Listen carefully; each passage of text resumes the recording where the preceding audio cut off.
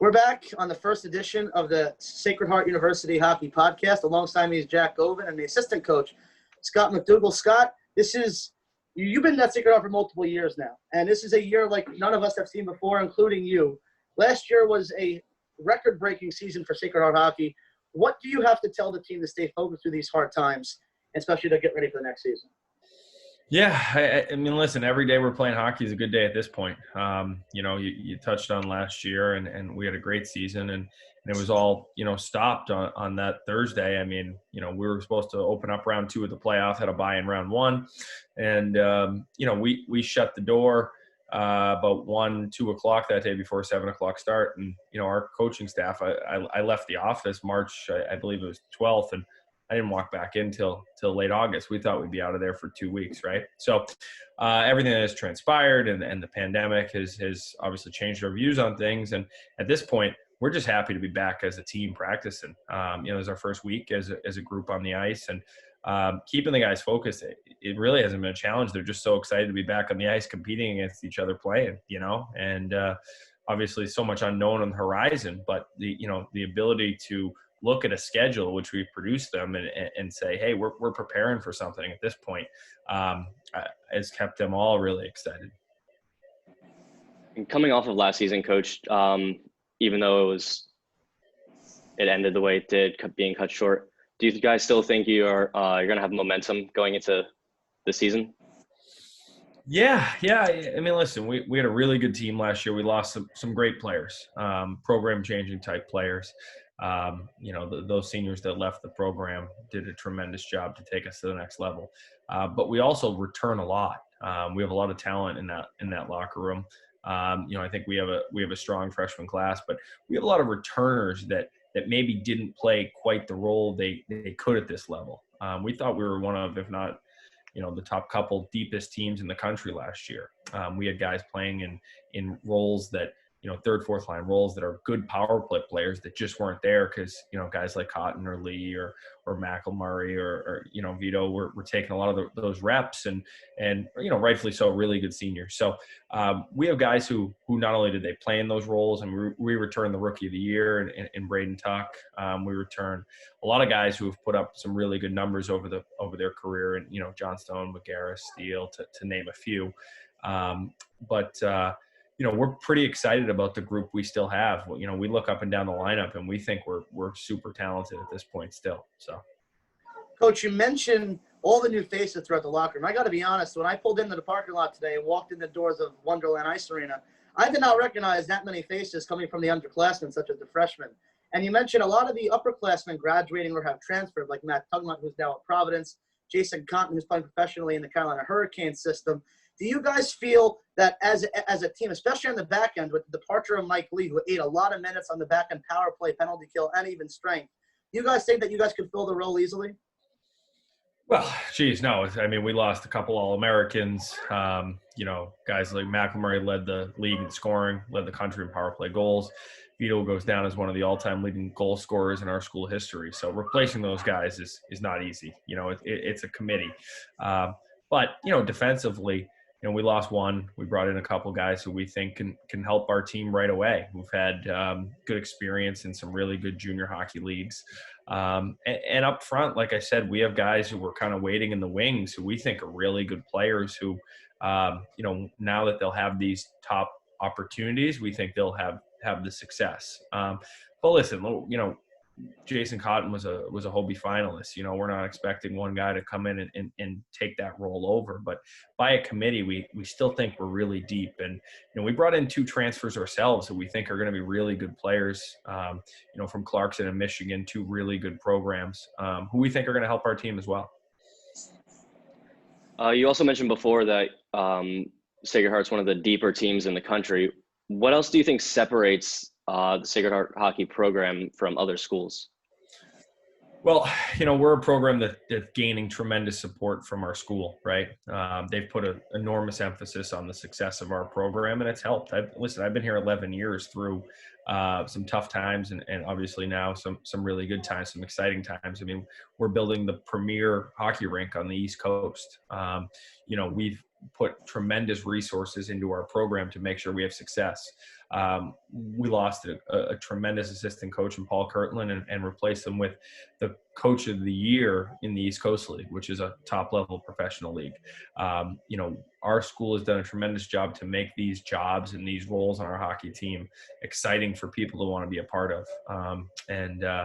That's really the thing here that's starting to separate us is the school's desire to make us a top flight program in the country. And, they've given us as coaches the resources to do so, to have some success. When you talk about the new rink, the Connecticut Ice tournament, the way we were supported through that, that resonates with recruits and puts us into living rooms that frankly 5 years ago we would never have been able to get in. Scott, you just brought up the Connecticut Ice tournament, and I was going to segue into my point about that. Last year, obviously, Sacred Heart won the Connecticut Ice Trophy. And when I first got this position on campus as a freshman, and to go from the freshman year that we had after taking a 1-0 series lead against RIT, and then ended up losing the series in 3 games, to then going to the first ever Sacred Heart team to be ranked, to win the CT Ice Trophy was a huge accomplishment, something that will stay with me for the rest of my life. Walk us through that. And you guys obviously went in there. You beat really good teams. You beat Yale, and then you beat Quinnipiac, who has some of the best hockey players in the country. So going into that Connecticut Ice tournament, obviously that's been canceled this season. That's a sad moment for me. Obviously that might be a sad moment for you too, but just talk about that a little bit. Yeah, I have such a unique perspective on it. I grew up in the Massachusetts area, so I grew up, the Beanpot was how I, got into hockey, frankly, watching all those games, guys like Sean McGeckern and Tony Amonte play in the early 90s, not to age myself here. That really got me excited about college hockey. And from there, I've been in Connecticut. Like I said, I've been here 11 years, but I played at UConn. I've lived in Connecticut since, I got to UConn in 2003. So I have, longstanding hockey relationships in this state. So, when the event was finally put together and became a reality, it was an incredible experience. I mean, SNY did a great job. And, we felt like in Connecticut, it was a Beanpot-like feel. The atmosphere was great. We prepared like it was a playoff game. Our school did a great job supporting us. And, in a year where we weren't granted Atlantic Hockey League playoffs or NCAA playoff type thing, we were able to play in a playoff there. You go in and play Yale with such tradition. They won a national championship not too long ago. And then you go play a Quinnipiac team who's been in the forefront of the country for the past 10 years since their rink has come about. They moved to the ECAC. They're a top flight program that, geez, we have so much respect for all those programs.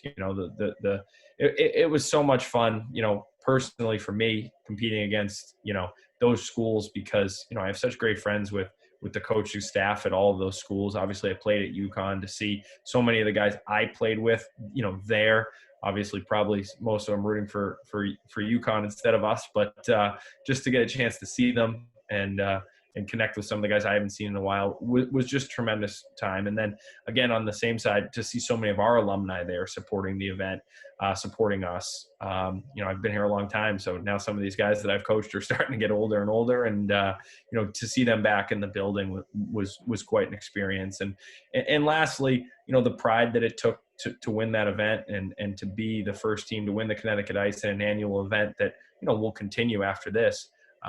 Is a tremendous honor that every guy on that organization, on our staff and players and throughout, if it was a professional in the organization, everyone yourself and Ben and Maddie and up through the administration will never forget and take tremendous pride for. One last thing about the Connecticut Ice tournament. You mentioned the coaching staff from Yale and Quinnipiac. At the end of the tournament, after you guys beat Quinnipiac, the coach of Quinnipiac, Rand Pecknold, had a lot of positive things to say about Sacred Heart. And that's coming from a guy that's been in the Frozen Four before. He's been through a long playoff runs before. Was this something that you would have expected 5 years ago to have the coach of Quinnipiac praise Sacred Heart the way he did after the Connecticut Ice tournament?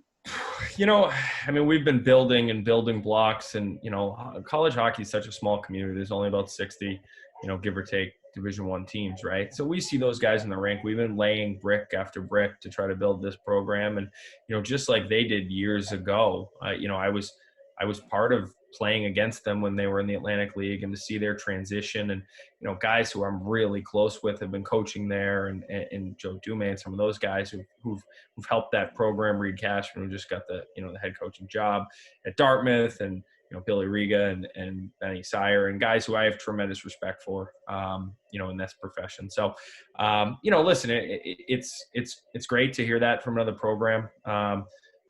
We have great pride, to play against those guys. But when we show up, we felt we could beat this team. We expected to win when we show up that night.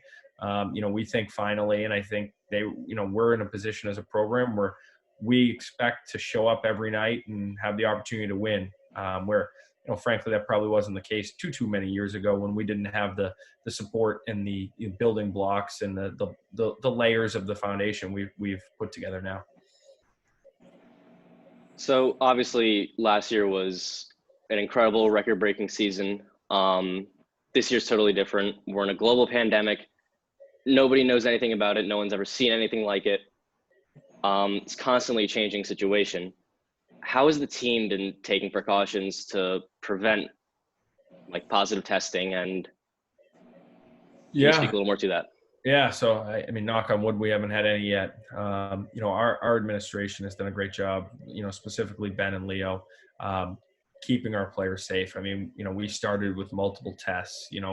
We did the first 10 days of school without being able to do anything. Then they went into a 3.5 week, strength and conditioning only situation to catch up guys who have been in the gym. Then we started practicing in 3 pods, now to 2 pods, as we've put in more testing. And, we're going to end up being tested about 3 times a week, so they've done a tremendous job keeping our guys safe while allowing us to play the game that we love as players and coaches and what have you. So, like you said, it's something we've never seen before. We've never had to deal with this. It's trips to campus for testing. It's different things that we've never been a part of. It's taken real precautions now when guys have colds, even if they don't have something, shut down the house or what have you. So, we work hand in hand with Ben, his staff, and we end up, making decisions from there. But the safety of the student athlete is at the forefront of all of our minds, and especially Ben, who's done a great job, wanting to help us, the coaching staff, who obviously wants to practice and play and prepare, but doing so in a safe manner. Coach, I want to backtrack just a little bit. I want to talk about Jason Cotton for a little bit. Jason Cotton is now playing professionally in the Carolina Hurricanes system. Him and his brother David, who's a graduate of BC, they both signed professional deals back in March with the Hurricanes. When did it start to become a reality for Jason Cotton to realize that he has a shot to go pro? And not only to go pro, but to go pro with his brother David. I mean, did he have any conversations with you about that early in the season, late season? When did it start to become a reality? Obviously, he had a phenomenal season, and he really started turning up maybe at the midway point of the season, and he got really hot towards the end of the stretch. When did he start to get these phone calls from teams, and were there any other teams that were in the running for Cotton? Yeah, it's funny. Probably the first person who knew that he was going to, sign an NHL deal was Jason Cotton. He's always been a talented kid. He had a good junior year. He came in at the end of the year. Now, we've had some great players come through here. Justin Danforth, a few guys who have been great American leaguers. Justin's in the KHL doing well, and some of the guys who've had really nice careers in pro leagues. But we've never had any NHL signees. And Jason came in after his junior year in the meeting, and he was like, "Hey, I'm gonna sign an NHL deal next year," And I looked around at our staff, was like, I don't know, that's quite a goal. We've never had anyone here, you really need to work and have a great year.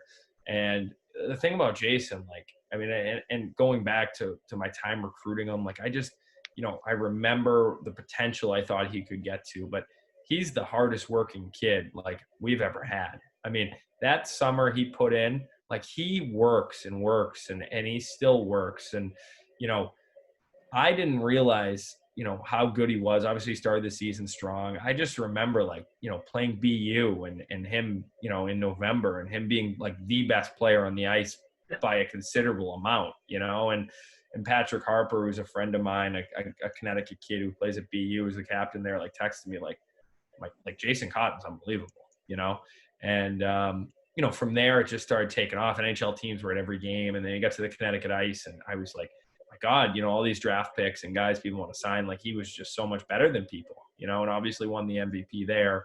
But there were just moments of the season where you're like, this is special. Like, we have a really, really good player here. And obviously, for him and his brother who both live here and train, and I get to see them a couple times a week now. And they're such great, humble people that work and work and work. And, just seeing their work ethic, you couldn't be happier for them. And, for their family, the great parents that have had, 2 NHL signees, it was great. And, for Jason, he had a couple teams that wanted to sign him, and the opportunity to, sign with his brother, who also could have signed wherever, was something that's great. And they'll, get the opportunity to play together now, which they haven't.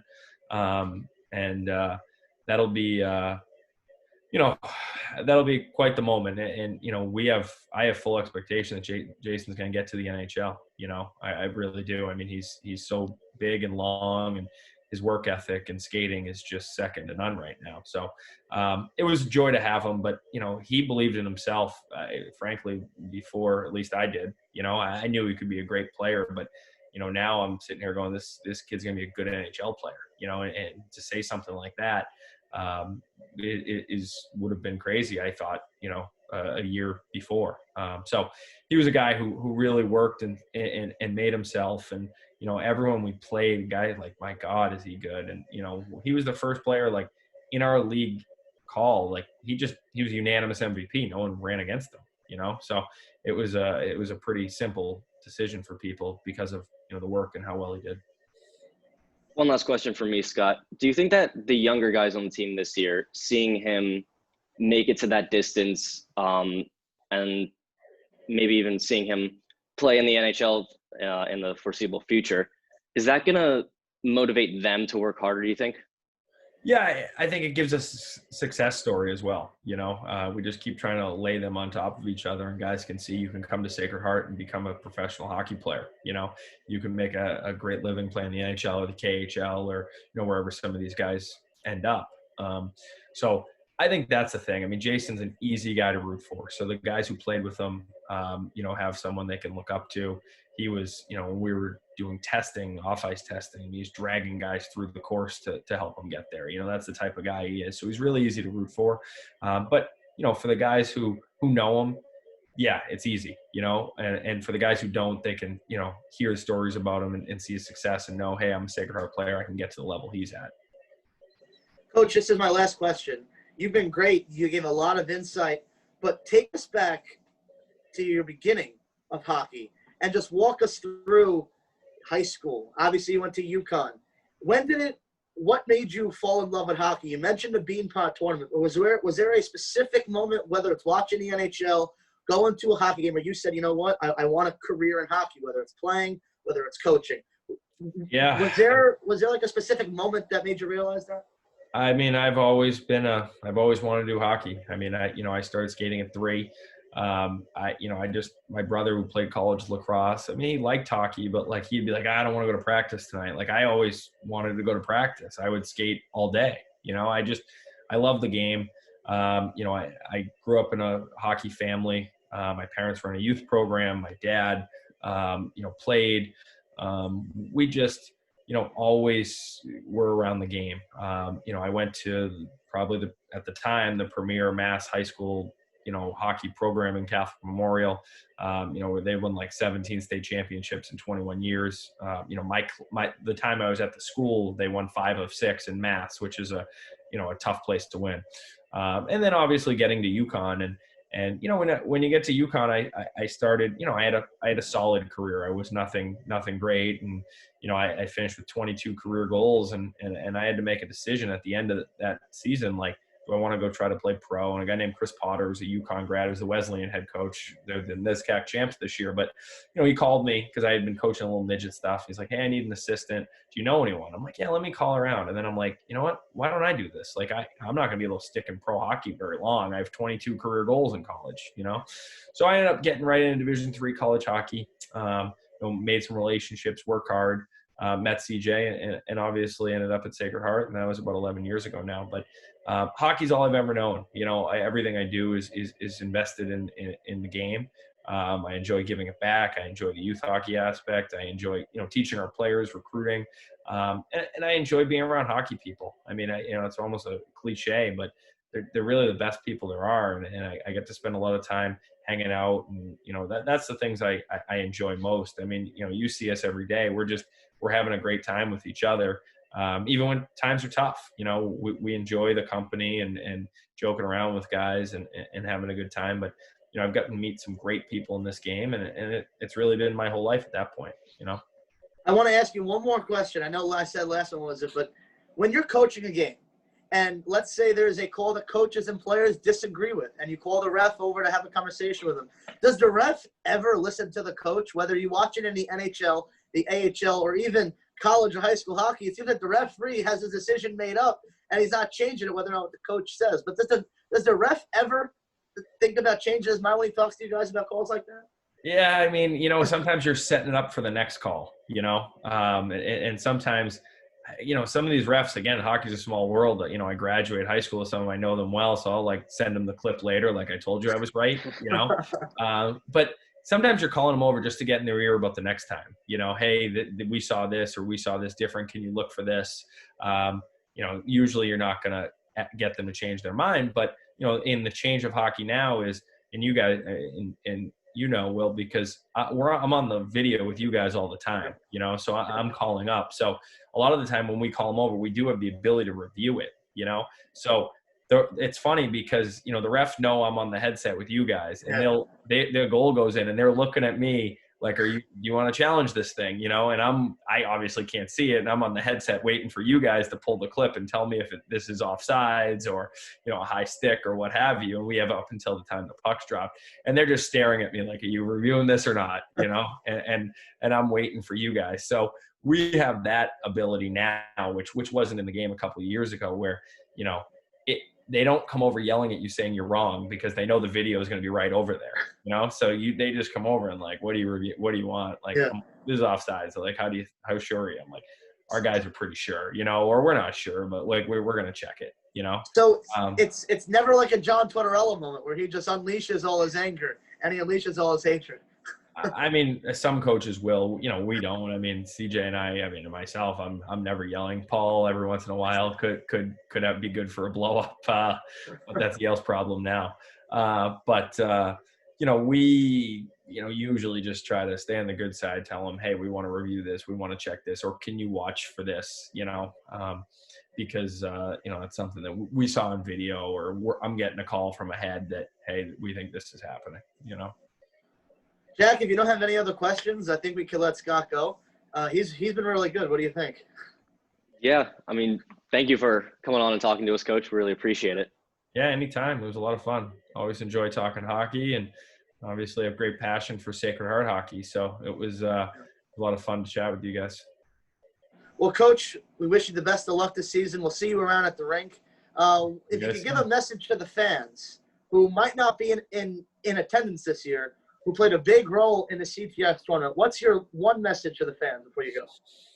Stick with us. We'll get through this together. We're better because of the support of you guys, and follow from, if you're not allowed to follow up close, follow from a distance. And when you are, we're going to open a state-of-the-art arena in a couple of years, and we'd love to fill that place every night. So stick with us.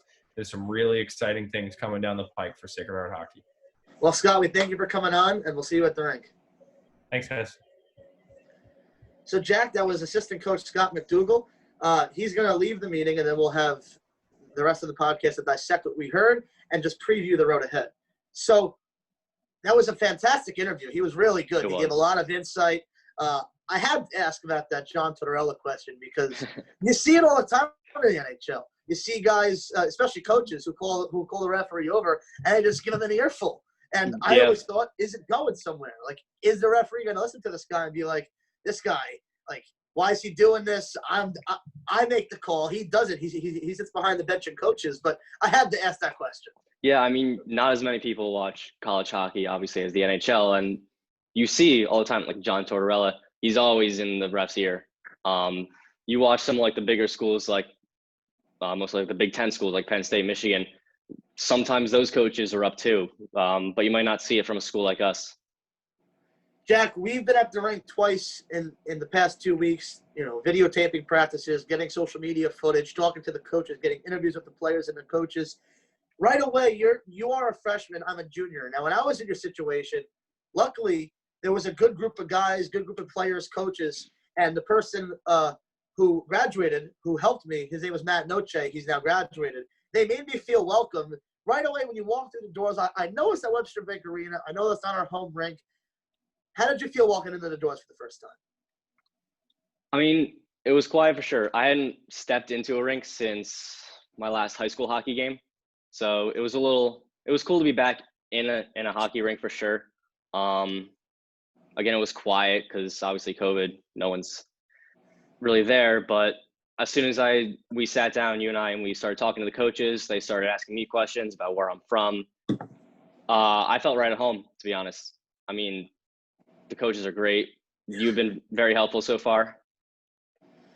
You see the roster. Obviously, we don't know the roster right away yet because it's very hard to depict faces with the masks on because they have to wear the mask when they practice. That's a COVID-19 protocol. Mm-hmm. But the season that they had last year and now the season we're going to have this year are two completely different seasons. If you were to tell me at the Connecticut Ice tournament last year that you fast forward 2 months to March, we wouldn't be in the playoffs. We wouldn't be playing for the National Hockey League, the National College title for college hockey. And now we have to start the season a month later because of COVID. I would not have believed you at all. Not at all. I mean, it's almost a completely different game now. No fans is going to play a huge part.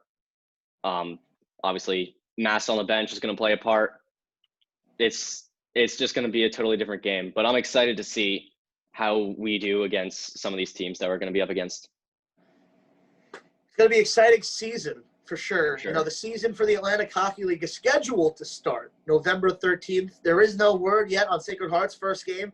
The schedule has not been released yet to the public. So we don't know when that's going to happen. But when it does happen, all we know is that we're going to use this as a way to escape what's going on in the real world. Everything that's happened in 2020 can stay behind 2020 because when college hockey returns, when the Pioneers take the ice, whether that's home at Webster Bank Arena or whether that's away on the road, it is going to be something that we will remember in this wild year. Something that I could have never predicted. Yeah, it's Jack. I mean, when I was sitting there on my couch, because Sacred Heart, you were a senior in high school last year. I was. Right. So this is your freshman year. When I was sitting on my couch, because Sacred Heart sent the students home because they didn't want the students on campus during the pandemic, which is makes a lot of sense, right?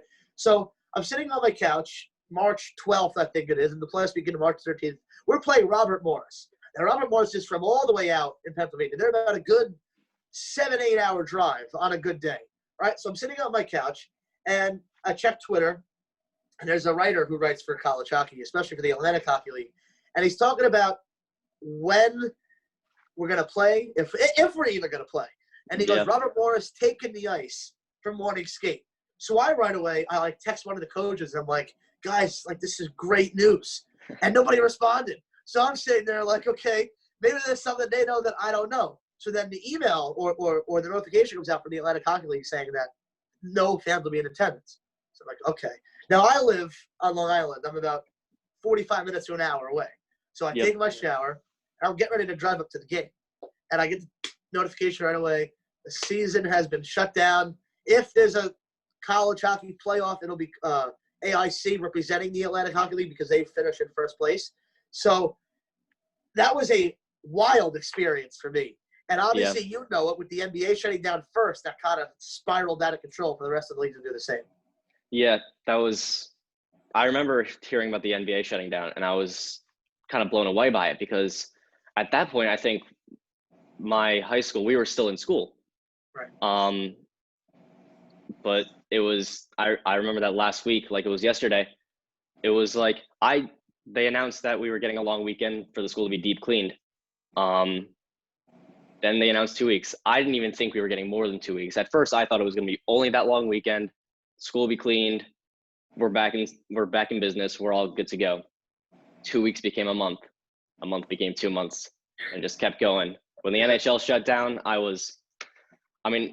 a Red Wings fan, so I wasn't super heartbroken, but I was like, finally, it's over. But yeah, when there was nothing going on, it was crazy. And college hockey too. I've always loved college hockey.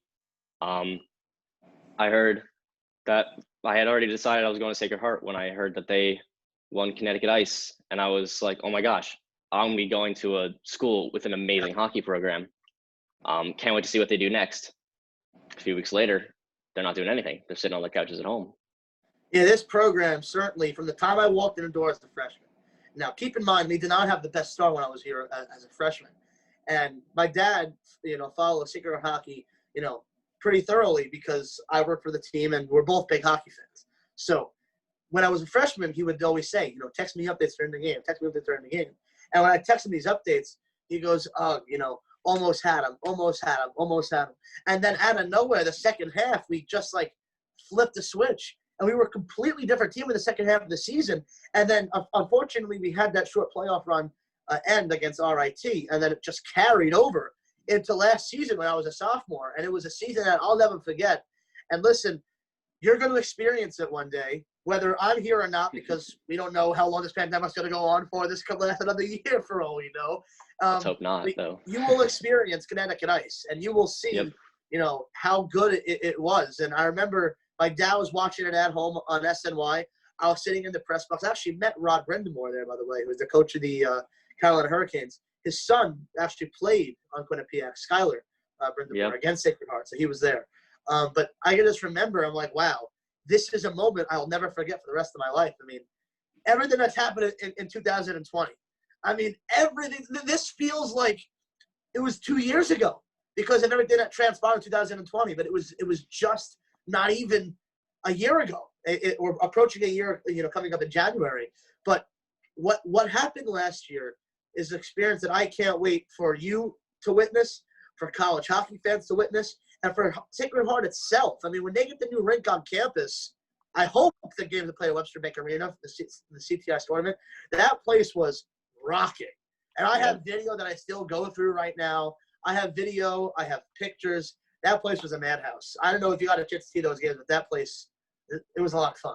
Yeah. I mean, it's not a huge arena for college hockey either, I don't think. Well, it's fairly big because it's an AHL. It's fair, arena. Yeah. Mm-hmm. But obviously, we're getting that new stadium.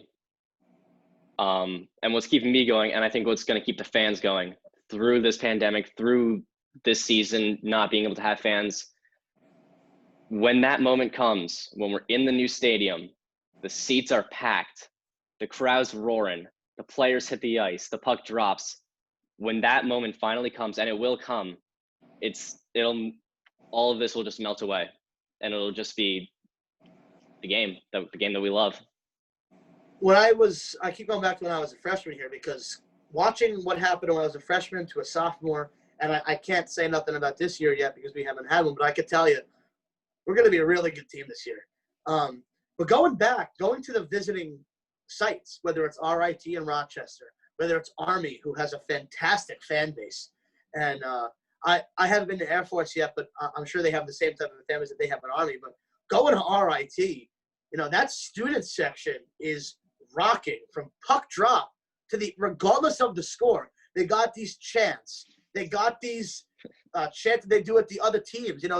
The Penn State had a chant for our backup goalie, Luke Lush. And I actually had a student that goes to Penn State, follows me on my personal Instagram account. He knows that I work for Sacred Heart. And he DM'd me privately. He goes, Luke Lush, Shelly has the greatest name. So other college hockey fan bases that have these student sections, I mean, it's something that you see out of a movie.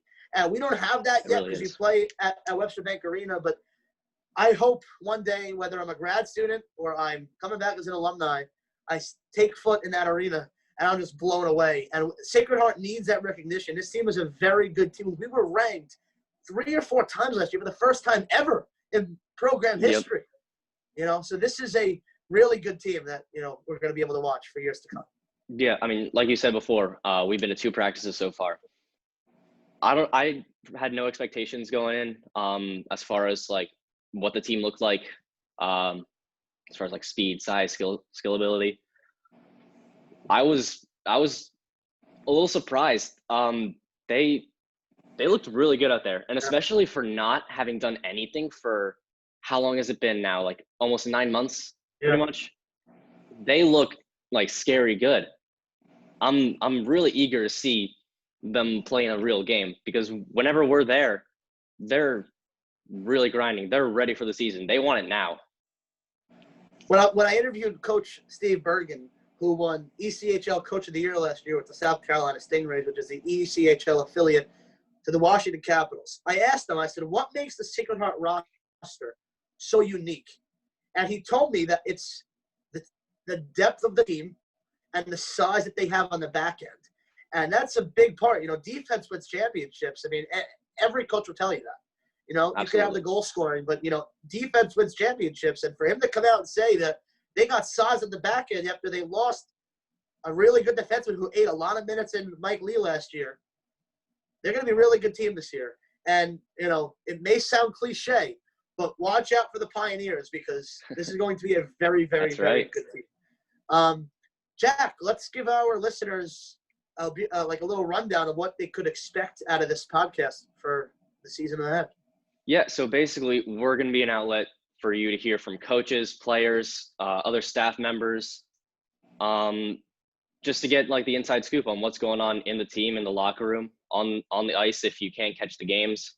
I mean, no one's really going to be able to catch the games as much this year, unfortunately, but that's why we're here. We're here for you, to tell you what's going on, to keep you up to date all the time. Yeah, and a big outlet for giving this platform to our listeners is through these podcasts, through these Zoom simulcasts. And you mentioned we're going to have players. We're going to have players, we want to have a guest on this podcast, we hope, every week. We still have head coach CJ Maritola to interview. We got the goalie coach, Craig Height. We got the new assistant coach, Steve Bergen, who we could pick his brain a little bit, because keep in mind, this guy coached professional hockey for the ECHL affiliate of the previous Stanley Cup champions in the Washington Capitals. So he knows a little too about winning down there too. So it's going to be very interesting to see how this podcast progresses. And we're going to have a lot of interviews, whether it's from the head athletic trainer, Ben St. Martin, whether it's from the Matt Carroll, who is the equipment manager here, Keith Parker, who does strength and conditioning. You're going to get a lot of different interviews and a lot of insight of what goes on behind closed doors. It's not just lace up the skates, tape up the sticks, drop the puck.